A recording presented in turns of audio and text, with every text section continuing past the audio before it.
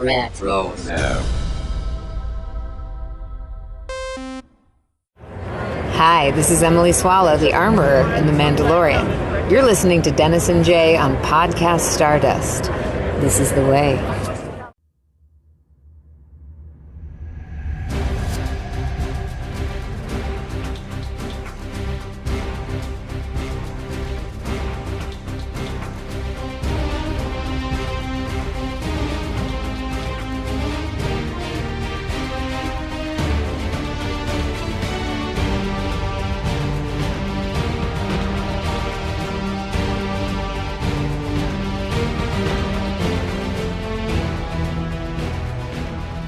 Hello and welcome to Podcast Stardust. This is the fully armed and operational podcast dedicated to Star Wars news, reviews, and discussion. I'm Dennis Keithley.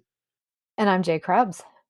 And we are going to round up some recent Star Wars news in this episode. Before we get started, Jay, you want to go ahead and remind everybody where we can be found on social media? Of course, Dennis. We are so easy to find. We're on Facebook and Instagram at Podcast Stardust. And that reminds me, I really need to go back and update Facebook because I don't think I put any of the episodes that came out over Thanksgiving on there. My bad. So I'll make sure I get that done. It's the holiday, Yeah, what can I say? And it's not, the automation thing is not working so well right now, but we'll see what happens. Okay. There's the line. Signals boosted to maximum output. Shield is down. We're now broadcasting to the galaxy. So yeah, this is the first time Jay and I are recording in 2 weeks. So this is fun. Yes. We haven't had our appointment Star Wars for a little while. So did you have a good Thanksgiving, Jay? We did. It was a different Thanksgiving than what we're used to. So we did a little bit of traveling and the weather was a little dicey, but thank goodness we made it home okay. And it was great to get the family together. But yeah, we had a good one. How about you guys? Yeah. Thanksgiving was good. Did a turkey trot. Had lots of family in. Smoked a brisket for Thanksgiving instead of doing turkey, which turned out really well. I was really happy with that. And we got decorated for Christmas. So I got the tree up and it was fun to put all my regular Star Wars ornaments up there. I got the Boba Fett from The Mandalorian on there, the Mandalorian himself. I've got Anakin and Ahsoka from the Clone Wars, R2 and 3PO. There's a Darth Vader. I got lots of Star Wars ornaments, put out my Star Wars nutcrackers. So that was fun. I love doing that every year. And just getting a kick that I have a wife and family that indulges my geek side when it comes to those type of things. But you set up for Christmas? Are you ready to go? Not completely just yet. I do all of my house stuff first. And so I've got the inside of the house mostly done at this point. And I go all out. Like every single room in the house pretty much is decked out with stuff. So I haven't put the tree up yet, and that's where the majority of my Star Wars stuff is because like you, I have all of the ornaments, the keepsake ornaments and that type of thing. But I did update my Darth Vader mug that I talked about before on World Between Worlds, the one that I had the succulents in. So he now has beautiful poinsettias and lovely holly branches coming out of the top of his where would be his helmet. So that was fun to do and play around with. And then I have a couple of other things, like I have a Boba Fett inspired little thing that says Boba, it's warm, it's cold outside, and little things like that. So not a ton of Star Wars stuff inside the house, but I will, like I said, when I get the tree up, which hoping will be this weekend. So we will see if that actually ends up happening or not. But because it's definitely a two-person job, because we put it on kind of a pedestal and we have these really big picture windows. So it's actually a 9-foot tree, and we put it on a like maybe 2.5-foot pedestal. So it's huge. I need this huge ladder to get up to the top. But I will be watching Attack of the Clones while I do that. I think I mentioned that before. That is my tradition since the kids were little. But I wanted to ask you, what's your favorite Christmas decoration that you have? Doesn't have to be Star Wars oriented. And what's your most like kitschy one? The one that's kind of corny, but you still love it and you put it out. Oof. Well, the answer to that question is stories that I'm not probably at liberty to tell because it might embarrass some people because, my kids is what I'm talking about. But Sure. I've got a lot of holiday decorations that have meaning behind them at this point. And so we could do an entire episode about that. And so I'm not going to go into all of them.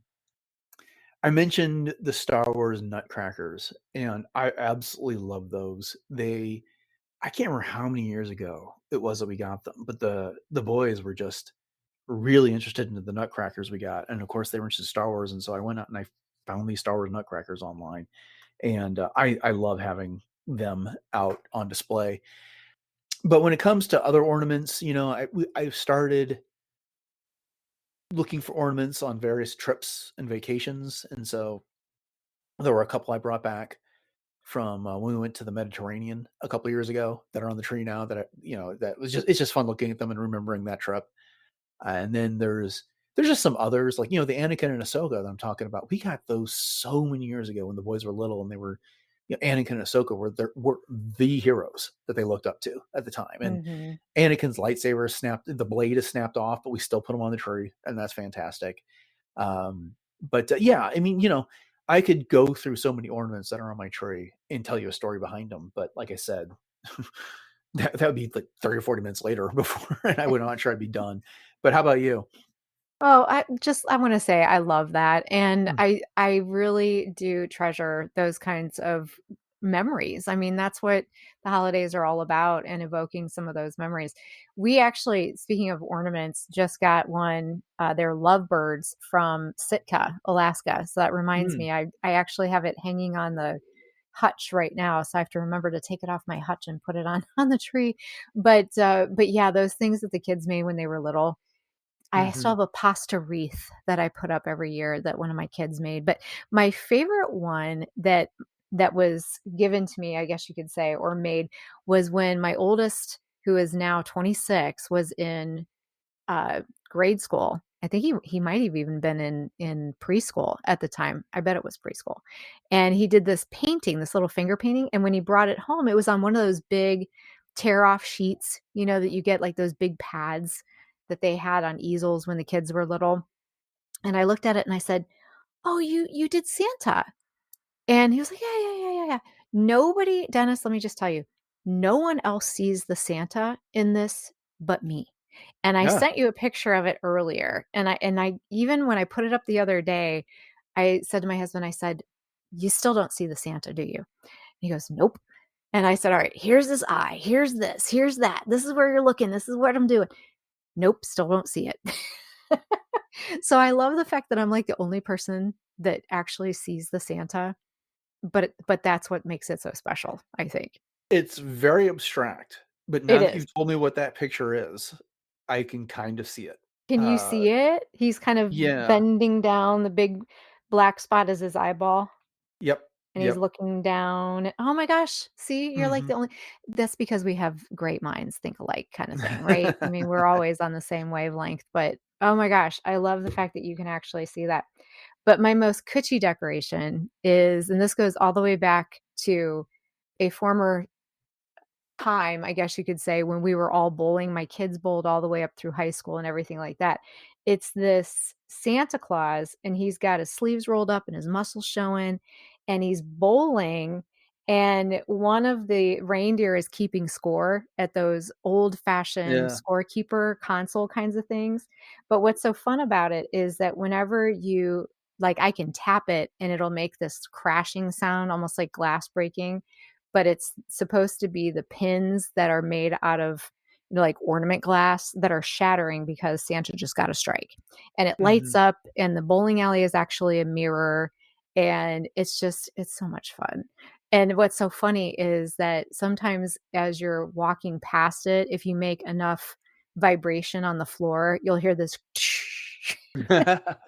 Then the dogs start barking and all kinds of things. So it is like the ugliest decoration ever, but I love it just because my kids loved it when they were Yeah. little. And so I continue to put it out every single year. Yeah. Yeah. I have decorations that we keep solely because I don't know that my kids care about them now, but they loved them when they were little, Right. and for that reason, I love them. So, Yes. Yes. all right, all sounds fantastic. But so let's go ahead and get into some Star Wars news. And uh, most of our beginning stories all have to do with Star Wars Starfighter, and most of them come from Shawn Levy doing interviews as he's supporting season 5 of Stranger Things. And of course, doesn't matter. Everyone's asking him about Star Wars Starfighter while he's doing that. Of course. Yeah. So starting with a interview that he did with Vanity Fair, he was talking about how he got this job. And he was going on to say that when word got out that Disney had acquired Lucasfilm and they were going to sort of relaunch the film franchise, I was one of dozens of directors who raised their hand and let me know to anyone who would listen that we would that it would be a dream. But the dream sort of receded because nothing came of it, and I kept busy doing lots of my own stuff. So to get that call from Kathleen Kennedy in August of 2022, I literally remembered where I was. She said, "I want you to do a Star Wars movie." I asked the obvious question, which one? What's it a prequel to? What's it a sequel to? And the immediate answer was, whatever one you want, make it feel like your movies feel. It was just this incredibly empowering opportunity. And then the follow-up question to that was, when Kathleen Kennedy came to you and said, make your movie, what ended up being your pitch to her? And Sean's response was, I knew the feeling that she wanted. I know the aspects of my work that have worked and that she was alluding to. It is sort of a combination of humor and heart with an adventure. The first step was I chose screenwriter Jonathan Tropper, with whom I've done small movies and big movies. We just started talking, and it led to months of dreaming and brainstorming, rejecting ideas, embracing others. And little by little, it led to us to a theme that was really interesting to me and some characters that were interesting to me. I can't give anything more than that away. So we got more comments from Shawn Levy to come from other outlets here in just a second. I was very intrigued by this, Jay, but what do you make of it? Well, we had talked a little bit about the idea that he was given basically full creative license to do anything that he wanted, because in Mm-hmm. the past, with a lot of these other directors and creatives, it was very specific. This was the vision, this is what we wanted. We've talked about other directors, screenwriters, etc., being fired because or let go because they didn't seem to fit the mold, or they didn't, have the right trajectory, so to speak, that they were looking for. So to hear, Kathleen Kennedy basically say whatever you want, you have full creative license. That's he had to be a kid in a candy store Mm-hmm. when that happened, and rightfully so. And when she said, make it your movie, whatever you want. I mean, wow, that's huge. I have seen, I don't know if you've been seeing this kind of flittering around, that apparently Return of the Jedi was one of his major kind of inspirations for this movie. Had you seen that? Oh, I've heard things. Yeah. Yeah. Yeah. So, So we'll see if it has any of that feel, if that comes to pass. But what were your thoughts? well, it's interesting because, looking back on what we've had in the past 10 years on this, and we're all aware of the creative differences that have arisen with various directors and people who are creating Star Wars movies. Look what happened to Solo, a Star Wars movie. And so the fact that Kathleen Kennedy said, I want you to make a Shawn Levy Star Wars movie, I'm paraphrasing here, is pretty cool. And the reason why I say that is because look at Andor. That is like Mhm. the least Star Wars formulaic Star Wars ever, and it worked, and it was so totally Star Wars as a result of it. uh, Right. it's that makes no sense when you look at the words that just came out of my mouth, but in a way it does. That it's we got this incredible Star Wars project that fits nicely in the Star Wars universe, but it doesn't carry that Star Wars sheen that the sequel trilogy movies have, that The Mandalorian and Ahsoka and Book of Boba Fett have. And I think that's good for Star Wars. Mhm. It doesn't always work when it comes down to, I'm thinking, you know, the Acolyte is divided a lot of people. It's got some really great things that are pure Star Wars, the lightsaber battles and stuff, some of the best that we've seen since the Phantom Menace. But the over how dark it is, the tone and the message that's getting across is very different than anything that came out before it. And people, it's debatable whether it works or not. So it's intriguing. I really am excited for this movie. I think, and this is not to disparage The Mandalorian and Grogu, but we kind of talked about this a few weeks ago. It's the the Mandalorian and Grogu, we know the characters, right? We know Mando, we know Grogu, we know Zeb. A lot of these characters we've seen, and that's great. We love those type of things. And so what we're getting is the big unknown is an adventure. We don't know the characters that are in Starfighter, other than Yeah. kind of snippets that we got about. We don't really even know that much about the story in this. All we know is it's in a new era. 5 years after the Rise of Skywalker, and with characters that don't have a background before, and that's kind of exciting. Oh, So it's just yes. and this has got me feeling the most similar to that lead up we got to The Force Awakens than anything that's happened since, because we just don't, again, we don't have as much to go by as we did with Mhm. all these other movies and projects that have come. So anyways, Yeah. I'm excited for that. Yeah, absolutely. And I think it's a good blend between, as you said, the hype to The Force Awakens. There was a lot of comfort characters in that Mhm. movie that we knew of as well, but yet there was a lot of unknowns, and with this one, it's all unknowns, Yep. and I think that that's so cool, and it kind of leaves us almost in that same frame of mind as when The Mandalorian started, because Hmm. there was so much mystery Yeah. behind, who is the Mandalorian and all these new characters and yada yada yada. So, yeah, I think that, yeah, as you pointed out with Andor, there's Star Wars fans have a very interesting way of being magnetized Mhm. towards certain projects. And there's not really been one specific type of recipe that has satisfied everybody until it comes out. And Right. like you said with Andor, it was kind of the non-Star Wars Star Wars that everybody loved. So, Yeah. yeah, there's that bit of intrigue with this one that I'm really digging. Yeah. We've all seen that meme that's been out there, which is like, Star Wars fans, we want something new. Okay, here's something new. Well, not like that. Okay, we want Right. something that's like what we had before. Okay, how about this? Well, that's just the same thing. Well, you said it's just back and forth, and there's For a sweet real. spot. It's hard to hit, but okay. Well, let's get on to the next one. So, speaking with Collider again, while promoting Stranger Things, he was asked about Starfighter, and we've heard these comments or very similar ones before, where he described it as a non-sequel, non-prequel that inherits legacy themes, and that they're trying to do something new with the spirit of play and with big hard adventure and moments of real levity, and they're taking that tone as their north star. And then again, he reiterated that Lucasfilm has been encouraging of him doing something new. It's kind of funny. I've read a lot of these interviews, and Mhm. I think he's been asked this question so many times that a lot of times he gets almost robotic with the answer. It's like, Yeah. "Oh, that sounded good the last time I said it." So he repeats a lot of the same thing, and I don't blame him. I mean, it's he can only say so much about this movie because of NDAs and schedules about when they're going to release information.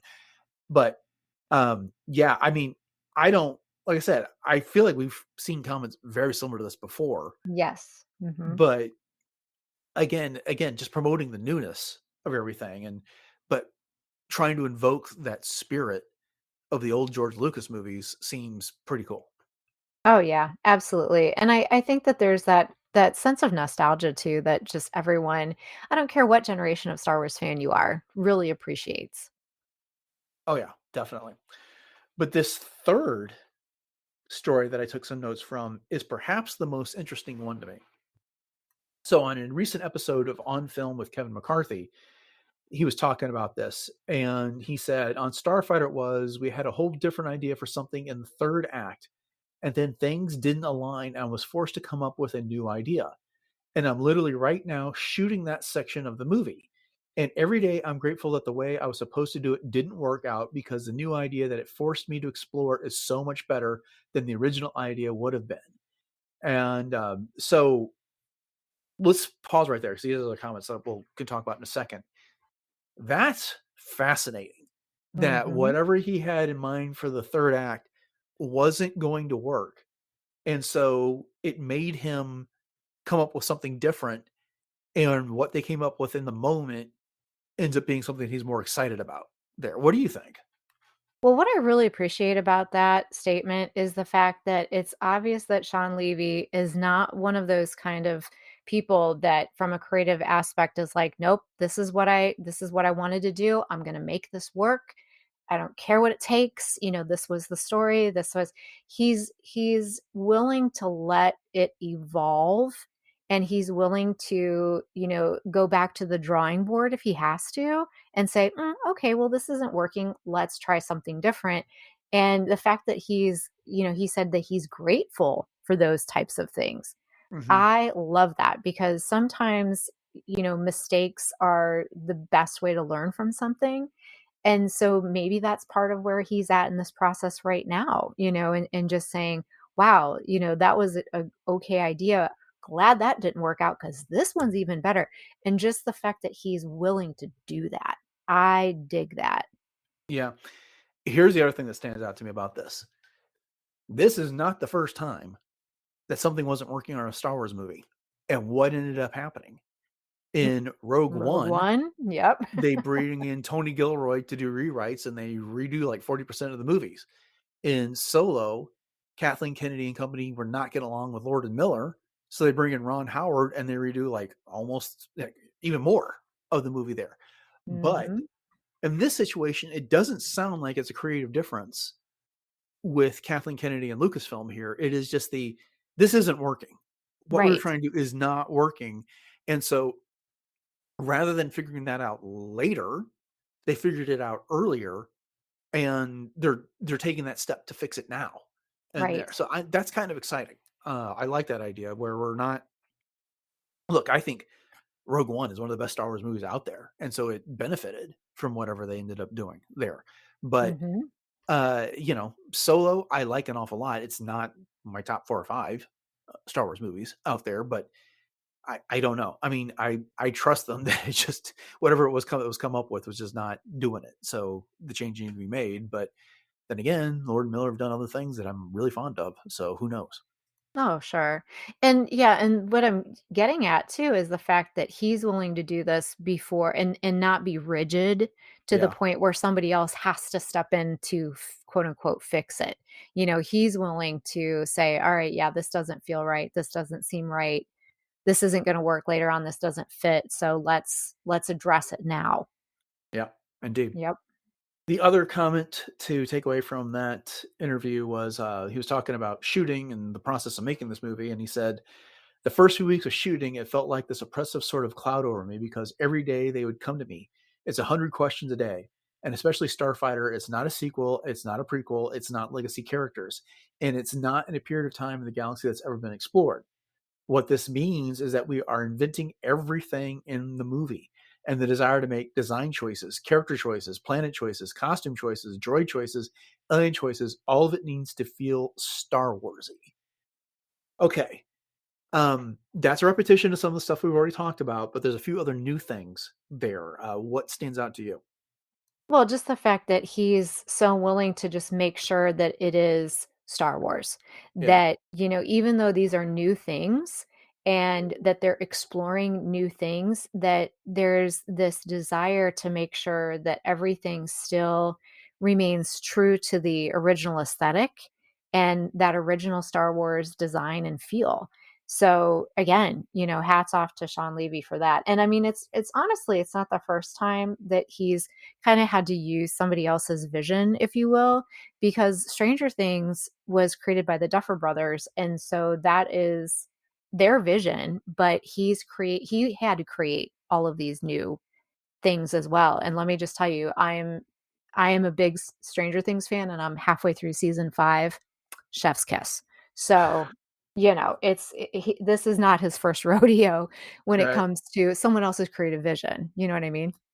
Yeah, I still never watched Stranger Things, but I want to at some point. Yeah. Okay. So the thing here, like grabs my I trust this. I trust him and what he's done. I mean, it was great on Deadpool 3, but that last sentence and the desire to make design choices, character choices, planet choices, costume choices, droid choices, alien choices, all of it needs to feel Star Warsy. Okay. The What's sticking out to me the most here is the planet choices, droid choices, alien choices here. One of the things we love about Star Wars, and I wish they'd done more of in, say, the sequel trilogy, is use more of our legacy aliens, use more of our legacy droids and stuff like that. Yeah, you can create some new stuff, but the sequel trilogy largely moved away into new designs, and like I said, you don't have to use. It doesn't have to be all Twi'lek, Rodians, Wookiees. Pick all your classic original trilogy, prequel trilogy, aliens, stuff like that. There's room for new ones, but I kind of felt like the sequel trilogy leaned a little too much into the new, and the brand new planets. I mean, there was very little when it came to using some of our legacy worlds. And again, they don't all have to be used. And there is room definitely create new ones, but I think there's some value in quote unquote recycling. And that's not a pejorative term in this sense. It's like, this is a universe that we're all familiar with, that we grew up with. And well, I want new stories. I do want some of it grounded in the familiar. And so Mhm. I like when he says that it needs to feel Star Warsy. That's great. You can accomplish that by giving us a lot of those traditional elements in a new way, with Yes. some new mixed in there. So I guess that's what I'm hoping for in this situation. No, I can totally see what you're saying there, and you're absolutely right. And I feel the exact same way about, there that fine line between the old and the new, that the story, the characters and everything, they still have to be relatable in a sense that they feel like home. Hmm. So, yeah, we don't want necessarily 100% new things, but just the fact that we're getting his design choices is going to be what I think is the most interesting thing about it, and hopefully blending the old with the new, for sure. Great. Great. Okay, so he's not the only one talking about Starfighter. Mia Goth was on the Happy, Sad, Confused podcast, and so she was asked a bit about her role in Starfighter, and a lot of these questions come from the aspect of auditioning for the role. But she was asked about how her audition went, what that was, and she was asked if she auditioned with Shawn Levy and Ryan Gosling, and were they in the room? And she said, "Well, actually, the audition was via Zoom, and it was with Shawn Levy." And then they asked her about, what kind of a fan of Star Wars is with her, and she had said that she was a fan of the George Lucas movies. She had watched them with her dad while she was growing up, and beyond that, she's having an incredible time. And then she went on to describe Shawn Levy as being electric, and that his persona has a trickle down effect that's contagious with the rest of the crew. And she really, really likes her characters, which she describes as very cool. I don't know that there's a whole lot to take away from that, but everyone's so buttoned up when it comes to talking about this movie, and she basically told us as much as she could on Sure. that. But I'm not terribly familiar with her as an actress here, but it's and you just kind of there she auditioned via Zoom. That's a sign of our times, I suppose. Right. Isn't that the But truth? yeah, but she does have some appreciation for these movies from watching them with her dad. We were just talking about nostalgia with Christmas decorations. There we go. But she's very fond of this character that she gets to inhabit. Yes, indeed. And I, as well, am not super familiar with her, but again, I think that's kind of the fun part about bringing someone that is, I don't want to say relatively unknown, because just because she's not known to me doesn't mean that she's not very well known. Right. But at any rate, yeah, just the fact that she loves her character. And I think just her saying that Shawn Levy is electric is really good to hear, because sometimes directors can feel almost unreachable, in a Right. way that you do what they say and it's like cut at the end of the day, and that type of thing. But it sounds like he's really into, every aspect of everything that's going on. Kind of reminds me a little bit of how we've heard Taika Waititi being, Hmm. explained to work with as well, kind of eccentric and fun, but yet not unapproachable. So I think that's really cool to hear. Indeed, indeed. All right. So the last bit of news that we have about Starfighter is that it's been announced that Thomas Newman will be creating the score for this movie. So uh, maybe not a name that is as recognizable as John Williams, but he has been nominated for 15 Oscars. And his notable work includes the score for The Shawshank Redemption, Finding Nemo, 1917, Skyfall, and Wall-E. So I've seen a few of those, and I do remember the music being good. What do you think about Thomas Newman being the conductor for the score of Starfighter?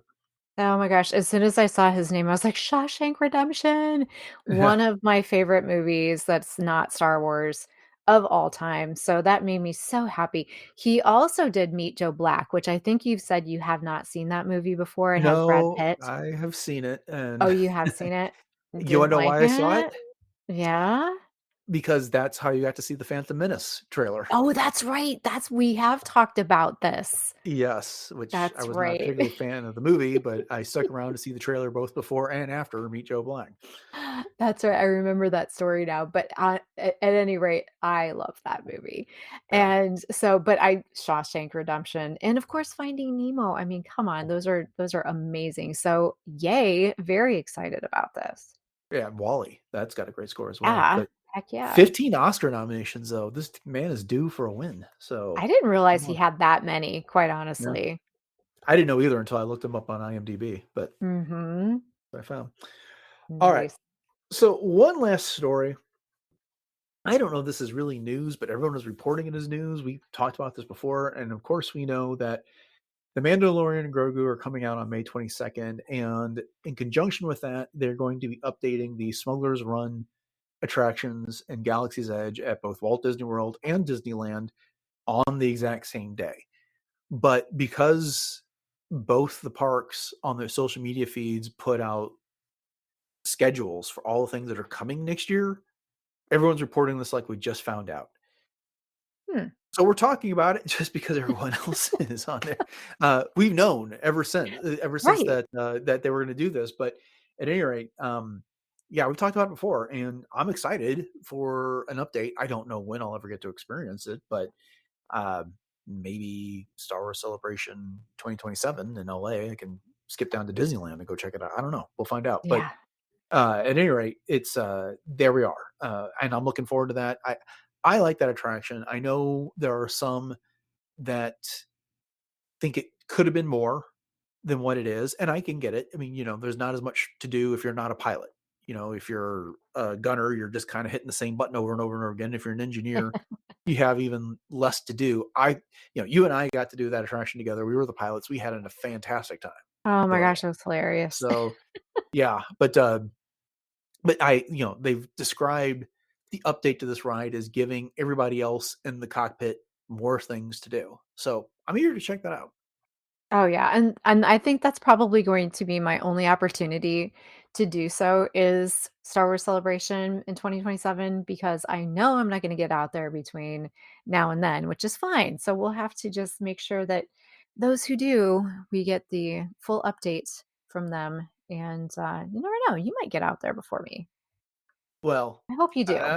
we'll see. But at my travel schedule between now and then is kind of full. So at any rate, look for Jay and I talking about an updated Smuggler's Run experience sometime in 2027 after Star Wars Celebration. We'll report Yes. back to you then in about 200 some odd episodes.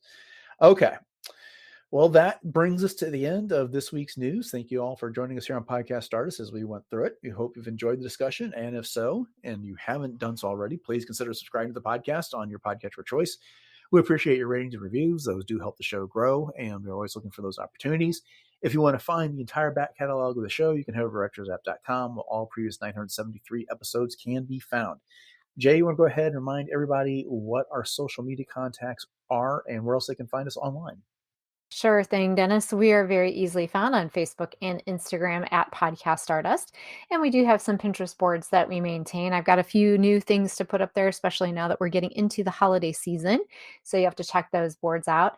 And then we also have our two YouTube outlets, which includes the traditional YouTube as well as YouTube Music. So head over to both of those, like, subscribe, and share those out. And also on Spotify. And please let us know if we showed up on your Spotify Wrapped as one of your top podcasts of the year and share that to your stories, and we will definitely reshare that as well. And if you'd like to email us, you can do so at podcaststardust@gmail.com. Please send us your questions. We're looking for listener questions to put it together into a listener question episode. So We'd love to be able to start the new year with an episode like that. And then if you are in need of some new Podcast Stardust swag, or you would like to gift something for the holidays, we do have our TeePublic store. The link for that is in our show notes, and there are 7 different show logos to choose from. So make sure you check that out. And just want to give a quick shout out to Daz Davies for sporting his Podcast Stardust t-shirt at a recent con when he met Doctor Who. What is her name? Help me out. I just blanked.